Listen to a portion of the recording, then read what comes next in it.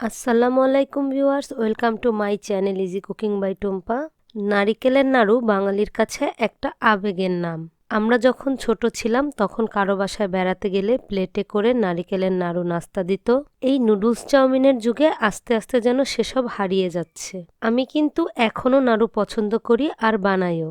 তাই এবার নাড়ু বানানোর সময় ভাবলাম আপনাদের সাথেও রেসিপিটি শেয়ার করা যাক। এখানে আমি বড় সাইজের 2টা নারিকেল নিয়ে নিয়েছি।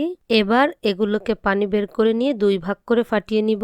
এখন একটা নারিকেল কুড়ানির সাহায্যে এগুলোকে কুড়িয়ে নিতে হবে। এখানে আসলে শেখানোর কিছুই নেই, সবাই আমরা কম বেশি নারিকেল কুড়াতে পারি। এই ফাঁকে যারা এখনও আমার চ্যানেলটি সাবস্ক্রাইব করেননি, প্লিজ চ্যানেলটি সাবস্ক্রাইব করবেন, আর ফেসবুক থেকে দেখে থাকলে পেজটাতে একটা ফলো দিয়ে দেবেন। এই যে 2টা নারিকেল কোড়ানোর পর এমন 1 বাটি নারকেল কোড়া হয়েছে। এখন চুলায় একটা প্যান বসিয়ে তাতে দিয়ে দিচ্ছি সেই কোড়ানো নারিকেল, দিচ্ছি 1 কাপ চিনি, আরও দিচ্ছি 2টা তেজপাতা ও মাথা ফাটিয়ে নেওয়া 3টা এলাচ। এবার এগুলোকে নেড়ে মিশিয়ে নিতে হবে আর চুলার জাল মিডিয়াম টু লোতে রেখে আস্তে আস্তে অনবরত নেড়ে ভাজতে হবে।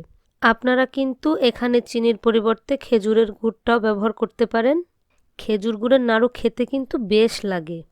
আর নাড়ুর জন্য মিষ্টিটা আপনারা কমিয়ে বাড়িয়ে নিতে পারেন। চিনিগুলো গলে যে পানি উঠেছিল নারিকেলটা ভাজতে ভাজতে, যখন চিনির সেই এক্সট্রা পানি শুকিয়ে যাবে আর কিছুটা আঠালো হয়ে আসবে, তখন বুঝতে হবে এটা হয়ে এসেছে। আমার নারিকেলগুলো ভাজা হয়ে গেছে। এখন চুলা থেকে নামিয়ে নিব আর হাতে সহ্য হয় এমন ঠান্ডা করে নেব।